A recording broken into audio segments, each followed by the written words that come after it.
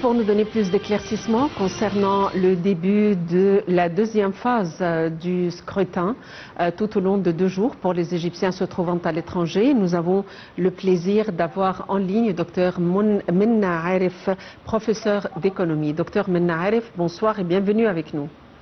Bonsoir. Docteur Menna Aref, en fait, la deuxième phase doit commencer pour les Égyptiens se trouvant à l'étranger. Que doit-on s'attendre? À votre avis, est-ce qu'il y aura suffisamment d'afflux? À quoi doit-on s'attendre? En fait, la deuxième phase des élections législatives permet aux citoyens résidents étrangers d'élire leurs propres représentants. Cette représentation garantit que leurs préoccupations spécifiques sociales, économiques ou administratives soient présentes au sein du Parlement. La participation des communautés parties renforce leur connexion avec le pays d'origine et l'Égypte. Elle témoigne d'un engagement civique continu malgré la distance géographique. Donc nous prévoyons une bonne participation des Égyptiens résidant à l'étranger. Et parce que ces élections, c'est très important, il a un rôle clé dans les droits des défenses et les droits des citoyens vivant hors du pays. D'après le déroulement de la première phase, à votre avis, dans quelle mesure il y aura quand même, dans quelle mesure on va éviter les défis qui sont survenus durant la première phase, et dans quelle mesure on pourrait estimer qu'il y aura davantage d'électeurs, étant donné que les gens ont été sensibilisés davantage? En fait, il y a des conditions pour voter. Et il y a aussi l'autorité nationale des élections qui supervise le déroulement du vote et supervise les processus de sécurité et la transparence. Donc, ces comités dans les ambassades consulats sont formés sous la supervision des diplomates appuyés par les ministres des Affaires étrangères. Et chaque candidat peut désigner un représentant dans chacune des commissions électorales à l'étranger, à condition que ce représentant soit inscrit sur la base des électeurs.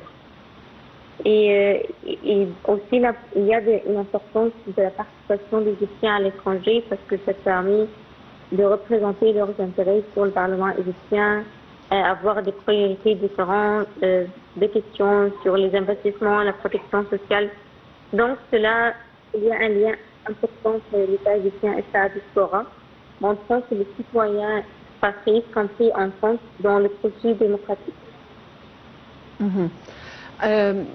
Pour parler un petit peu de la Chambre des députés, à votre avis, quels seraient les dossiers les plus importants que les candidats élus auront à examiner et sur lesquels ils auront à travailler?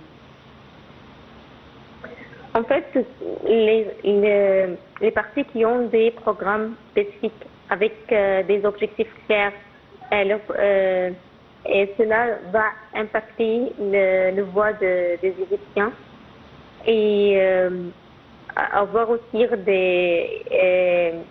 des discussions avec eux. Maintenant, on voit toujours des campagnes de sensibilisation et cela, c'est très important. Donc cela va améliorer le processus et améliorer la légitimité du Parlement et montre un engagement aussi civique fort. Et les règles de vote des Égyptiens étrangers sont fixées par la décision de l'autorité nationale d'élection. Donc il y a des règles qui vont être suivies et des opérations de facilitation pour la logistique aussi qui ont été mises en place par les ambassades et les consulats. Donc, il y a un impact attendu que la voix de la diaspora peut influencer les décisions politiques, notamment sur les sujets liés aux Égyptiens vivant à l'étranger.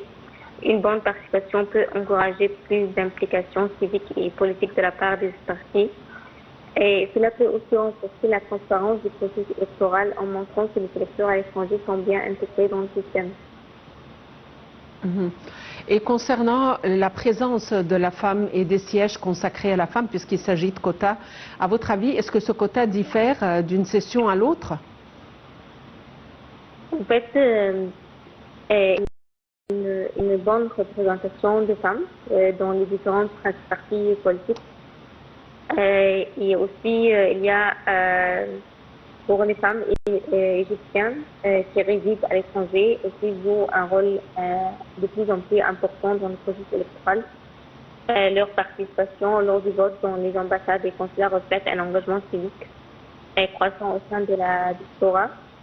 Et il y a aussi, grâce au système électoral et au code par la constitution égyptienne, les femmes disposent d'une présence accrue sur les listes électorales, y compris dans les circonscriptions à l'étranger.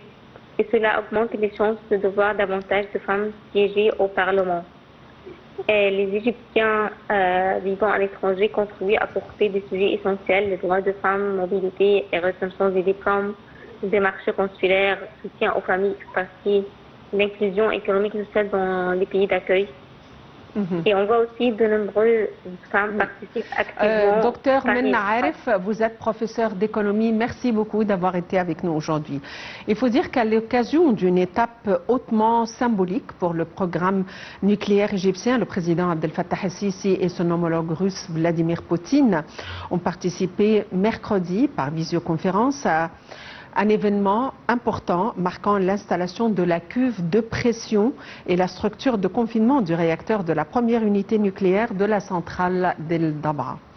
Il faut dire que cet événement est également ponctué par la signature de l'ordre d'achat du combustible nucléaire et qui est un acte et qui confirme la progression concrète coordonnée du projet entre les deux pays.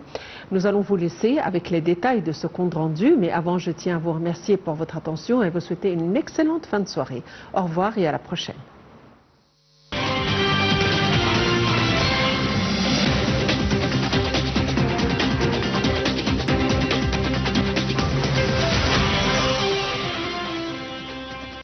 Le président Abdel Fattah el-Sisi et son homologue russe Vladimir Poutine ont participé mercredi par visioconférence à une cérémonie marquant l'installation de la cuve de pression et la structure de confinement du réacteur de la première unité nucléaire de la centrale d'El Dabra. Le président el-Sisi a commencé par exprimer sa profonde appréciation pour la participation du président russe Vladimir Poutine à la cérémonie de pose de la structure de confinement du premier réacteur de la centrale nucléaire d'El Dabra.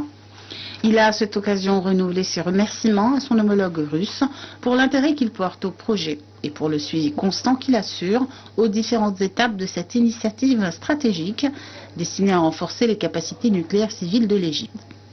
Le président Poutine a pour sa part déclaré que le président el-Sisi avait été l'initiateur du projet de la centrale nucléaire de Dabra, affirmant que la première unité du site permettra d'ajouter 35 000 kW à la capacité électrique du pays.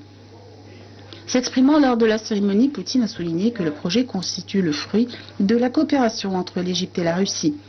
Il a à cet effet exprimé sa profonde gratitude envers toutes les équipes ayant contribué à l'avancement de cette réalisation stratégique. Les relations stratégiques étroites entre l'Égypte et la Russie témoignent de la volonté des deux pays de poursuivre leur coopération dans divers domaines au bénéfice des peuples égyptiens et russes, a réitéré le président russe. Le président Poutine a encore souligné que cette centrale constitue une étape stratégique pour renforcer la production d'énergie propre en Égypte. Selon lui, le projet contribuera au développement durable et permettra de réduire la dépendance du pays aux sources d'énergie traditionnelles, tout en soutenant les ambitions énergétiques à long terme de l'Égypte. Selon le porte-parole de la présidence de la République, cette célébration intervient alors que l'Égypte commémore son 5e jour annuel de l'énergie nucléaire, instauré chaque 19 novembre. La date fait référence à la signature en 2015 de l'accord intergouvernemental entre l'Égypte et la Russie portant sur la construction et l'exploitation de la centrale nucléaire d'El Dabra, située sur la côte de la Méditerranée.